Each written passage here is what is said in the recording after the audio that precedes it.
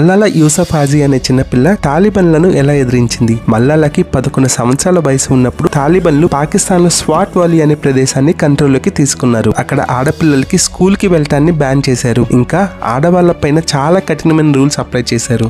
తిరుగుబాటు మొదలు పెట్టింది. మొదట్లో అక్కడున్న పోలీస్ వారిని నిలదీసింది. బీబీసీ న్యూస్ ఛానల్ కి అక్కడున్న పరిస్థితి అంతా వివరిస్తూ ఒక లెటర్ రాసింది. న్యూస్ ఛానల్స్ కి ఇంటర్వ్యూస్ కూడా ఇచ్చింది. ఇదంతా గమనిస్తున్న తాలిబన్లు ఒకరోజు మల్లాలా స్కూల్ బస్ ని డ్రైవ్ చేస్తున్నప్పుడు తన తలపైన గన్తో షూట్ చేశారు. ఇంకా అక్కడితో తన కథ ముగిసింది అనుకున్నారు. కానీ అప్పుడే అసలు కథ మొదలైంది. మల్లాలా ప్రాణాలతో బయటపడింది. ఇంకా ప్రపంచంలోనే చాలా ఆర్గనైజేషన్స్ తాలిబన్లకు వ్యతిరేకత చెప్పారు. మల్లాలాని విదేశాలలో ఉంచి తన చదువుని కొనసాగించారు. తను మాత్రం పోరాటాన్ని వదలలేదు. గర్ల్స్ ఎడ్యుకేషన్ కోసం విదేశాలలో నాన్ ప్రాఫిట్ ఆర్గనైజేషన్స్ మొదలుపెట్టింది. దానిని స్ఫూర్తిగా తీసుకొని ఇంకా చాలా దేశాల్లో ఉమెన్స్ రైట్స్ ఇంకా గర్ల్స్ ఎడ్యుకేషన్ కోసం ఎన్నో మంచి పనులు మొదలు పెట్టారు. తనకి 17 సంవత్సరాల వయసులోనే నోబెల్ పీస్ ప్రైజ్ అందుకుంది.